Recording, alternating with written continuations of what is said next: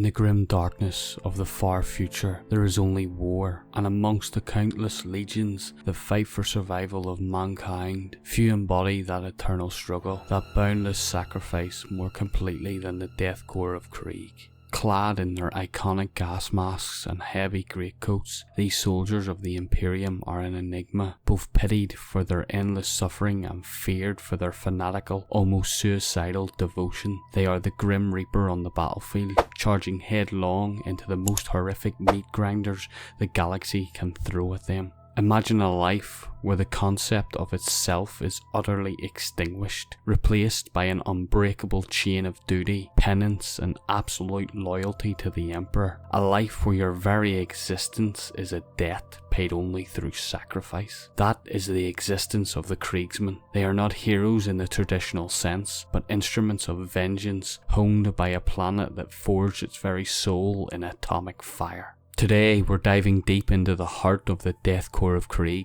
We'll unearth their tragic origins, dissect their unique military structure, unveil the brutal reality of their training, dissect their terrifying tactics, and walk through their most famous battles. We'll meet notorious figures and understand their iconic weaponry, before finally looking at their place in the current Warhammer 40k universe. Prepare yourselves, for this is the story of the Emperor's most stoic, most disposable, and perhaps most terrifyingly loyal soldiers. To truly understand the Death Korps, we must first journey back to the planet of Kreig itself, an industrial world once known for its vital forge complexes and temperate climate. But under the decadent rule of its autocrats, Kreig slowly fell to corruption. Their loyalty to the Imperium waned, replaced by self-interest and disregard for the Emperor's divine will. Then in the year 444 M40, the unthinkable happened. The autocrats, emboldened by their arrogance, declared Kreig's succession from the Imperium. This act of defiance plunged the world into a brutal planet-wide civil war. On one side stood the corrupt planetary government and its forces, on the other the loyalist regiments of the Kreig Planetary Defense Force, led by the steadfast Colonel Jurton. A man of unwavering faith refused to let Kreig become another lost world. In a desperate act of atonement in the face of inevitable defeat, he ordered the complete purification of Kreig. He deployed over 1,000 atomic devices across the planet, scorching its surface, turning its lands into nuclear wasteland. The intention was clear: better total annihilation than heresy. The resulting nuclear firestorm consumed billions. The atmosphere became a toxic soup, the surface a perpetual twilight of radioactive dust. For 500 years the survivors lived underground, fighting a brutal war against the remaining rebels, clinging to life amidst the ruins. This crucible of suffering forged a new identity for Kreig. The planet became a living monument to human sin and the necessity of penance. The survivors believed they were paying a cosmic debt, not just for their ancestors' heresy, but for the very sin of existence. From this profound guilt and suffering emerged the cult of sacrifice, the very bedrock of the Death Korps. Every Kriegsman is born into this creed, taught that their life is forfeit, their purpose solely to serve the Emperor and atone for Kreig's ancient sins through death in his name. This is why they do not fear death, they embrace it. It is the ultimate form of devotion. The Death Korps of Kreig are organised with ruthless efficiency, reflecting their grim purpose. Unlike many other Imperial Guard regiments that are raised and deployed, Kreig functions as a continuous massive war machine designed to produce an endless supply of soldiers. Their entire planetary infrastructure is geared towards this singular goal, making them one of Imperium's most prolific sources of manpower. Their primary export is the Siege Regiment, the standard Kreig formation. These are the infantry legions, hundreds of thousands strong, deployed into the galaxy's most hardest conflicts. They are the shovels in the dirt,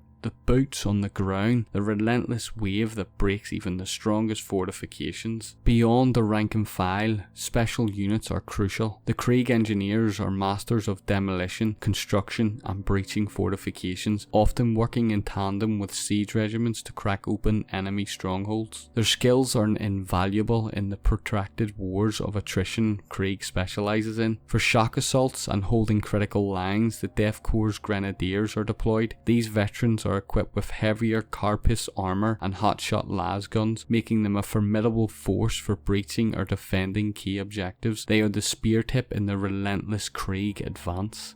Perhaps the most iconic of Krieg's specialised units are the Death Riders. Mounted on genetically engineered horses, these cavalry charges are not about flanking manoeuvres in the traditional sense, but about delivering devastating shock assaults into enemy lines, often acting as a grim, living hammer. Their lances are tipped with explosive charges designed to detonate on impact. The hierarchy within a Krieg regiment is rigid and absolute, focusing on duty above all else. Command is maintained through an iron discipline, with commissars playing an integral role, sometimes a redundant role given the Kriegsman's inherent fanatic behaviour. Every soldier, from the lowest private to the highest watchmaster, is simply another cog in the machine, another instrument of the Emperor's will. Their structure ensures that even under the most horrific casualties, the advance continues, unit replacing unit, wave after wave, until the objective is secured or every last man is dead. This endless supply, combined with their unwavering resolve, makes them uniquely suited for the Imperium's most grinding conflicts.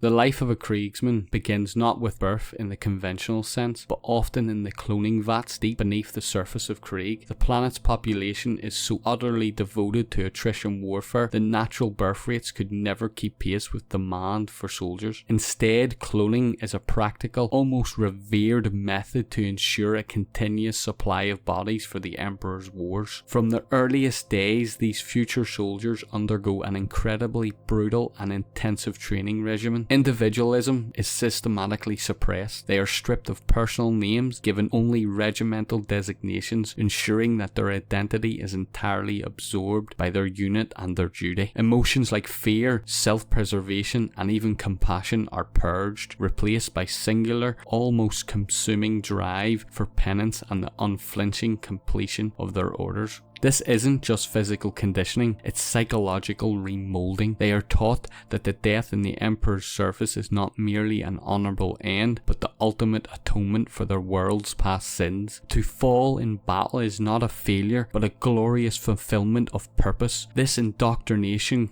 coupled with the harsh realities of life on Krieg, creates a soldier utterly devoted of self-preservation, willing to march into any hellish firestorm without hesitation. This unique mentality means that while every Imperial Guard regiment has commissars to maintain discipline, their role among the Death Korps is often less about preventing desertion and more about ensuring the most effective application of their suicidal bravery. A Kriegsman doesn't need to be forced to charge, they want to. They yearn for the glorious release of death in the Emperor's name. They view any retreat, any deviation from duty as a profound failure of penance. This makes them horrifyingly effective on the battlefield, but also fundamentally alien to most other humans in the Imperium. The Death Korps of Kreig do not fight wars of manoeuvre or cunning strategy, they fight wars of attrition. Their tactics are a grim reflection of their homeworld's history. Overwhelm the enemy with sheer numbers, relentless assaults and devastating artillery bombardments. They are masters of the siege, capable of breaking down even the most formidable fortifications through a combination of engineering prowess, endless artillery and suicidal infantry waves. Their approach is simple, brutal and horrifyingly effective.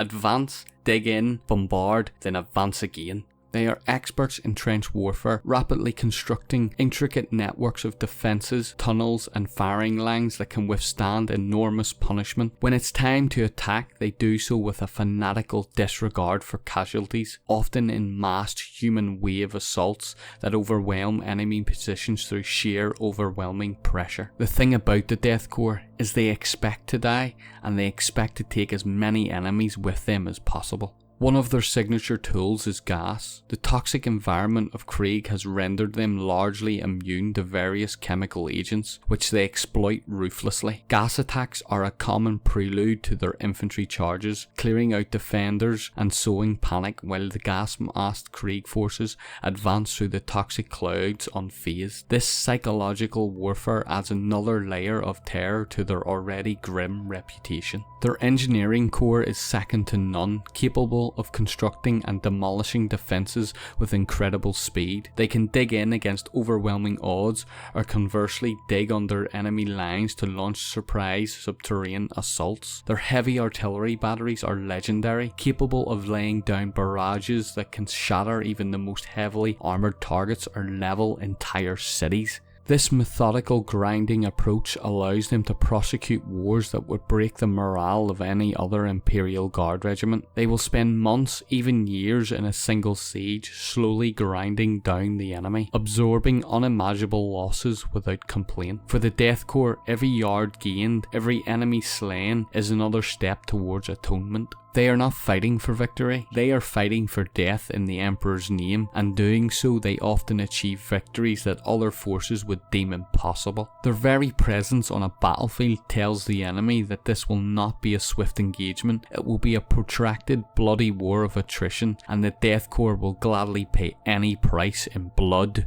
to win. While the Death Korps largely abstain from individual recognition, certain regiments and figures have nonetheless carved out a place in the grim halls of Imperial history through their sheer relentless performance. The 143rd Kreig Siege Regiment, for instance, is one of the most celebrated. They earned their formidable reputation during the brutal siege of Varks, a campaign we'll delve into shortly. Their tenacity and unwavering resolve were instrumental in breaking the back of the apostate Cardinal Xiphan's forces. Even after suffering unimaginable losses, they became the embodiment of the Death Korps' ability to absorb punishment and still prevail. Another notable formation is the 263rd Kreig Siege Regiment, renowned for their disciplined advances and mastery of artillery. Their history is filled with countless engagements where their methodical approach broke fortified positions that others had deemed impregnable. But if any individual can be said to embody the grim spirit of the Death Korps, it is Lord Marshal Dreyer, a veteran of countless campaigns and a strategic genius in the brutal art of attrition warfare. Dreyer rose through the ranks due to his unwavering resolve and tactical acumen. He oversaw some of the Imperium's most grinding conflicts, consistently delivering victory through sheer, overwhelming application of Kreig's unique combat doctrine. Dreyer is famously stoic, an individual who perfectly mirrors the collective will of his troops. He is known for his ruthless efficiency, his complete disregard for casualties, including his own men, a perspective shared by his soldiers, and his single-minded focus on objective completion. He views every life expended as a necessary, even righteous sacrifice for the Imperium. His leadership was crucial during the latter stages of the siege of Varks, where his unwavering determination broke the stalemate and ultimately secured victory for the Imperium. Albeit at an astronomical cost, he is the ultimate Death Korps commander, unyielding, uncompromising, and terrifyingly effective. These individuals and regiments serve as a stark reminder that even within the faceless ranks of the Death Korps, the unwavering dedication to duty can forge legends, not of personal glory, but of collective unyielding sacrifice in the Emperor's name. The equipment of the Death Korps of Kreig is as grim and utilitarian as their philosophy. It is designed for functionality, durability, and most importantly, the brutal realities of trench and siege warfare. Flashy gear is eschewed in favour of robust, mass-produced tools of war. Their primary weapon, like most of the Imperial Guard, is the lasgun. However, Kreig pattern lasguns are known for their ruggedness and slightly heavier build, designed to endure the constant abuse of extended campaigns in harsh environments. Reliability over nuisance is the key, but no Kriegsman is complete without their iconic gas mask and respirator. This isn't merely for aesthetic, it's a vital piece of survival gear, protecting them from the toxic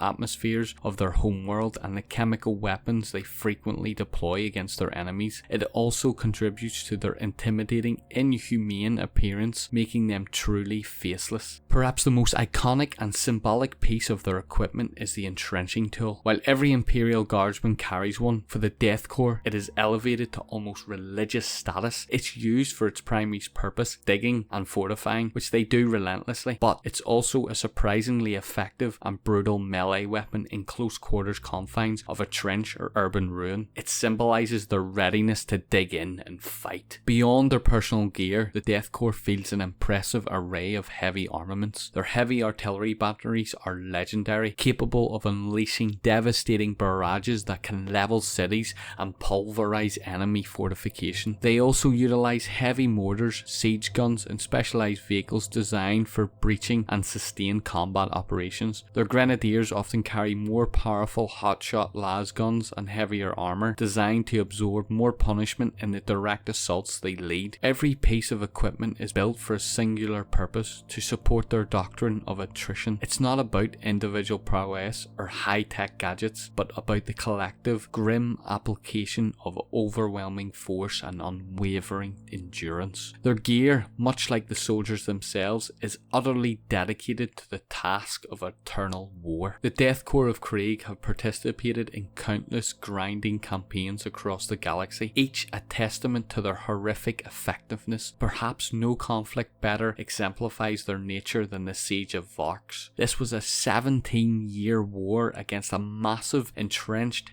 heretical force led by the apostate Cardinal Xiphon. The fortress world of Varks Prime became an impenetrable bastion of chaos, its defences layered with centuries of improvements. It was a meat grinder, unlike any other, where the Imperium poured in armies for over a decade with little to show but unimaginable casualties. It was here that the Death Korps truly earned their grim reputation. Deployed in waves numbering in hundreds of thousands, they waged a war of unyielding attrition, digging trenches, launching gas attacks, and conducting relentless suicidal assaults against deeply entrenched enemy positions. They suffered a staggering losses, with entire regiments being annihilated only to be replaced by fresh ones from Krieg, equally eager to pay the ultimate price. The campaign consumed billions of lives, but ultimately it was the unwavering, unthinkable sacrifice of the Death Korps that finally broke the will of the defenders and allowed the Imperium to reclaim Vark. Beyond Varks, the Death Korps have been instrumental in countless other less known yet equally brutal campaigns. They have participated in the dreadful Crusade and countless other bloody sieges where their unique tactics were the only way to achieve victory. Their existence is one endless, brutal crusade. In the current universe, with the galaxy torn by the Great Rift and the Imperium facing threats on all fronts, the Death Korps of Krieg are more vital than ever. Their numbers are seemingly limitless, and their willingness to fight in the most horrific conditions makes them ideal for the new age of total war. They are deployed to critical flashpoints, fighting the Xenos threat of the Tyranids and the Orcs, the ancient legions of the Necrons, and the ever-present forces of chaos. They are the Emperor's tireless, silent, and utterly devoted executioners, sent to environments where other regiments would break. As long as there's war, as long as the Imperium exists, the Death Korps of Krieg will continue to march into the fire,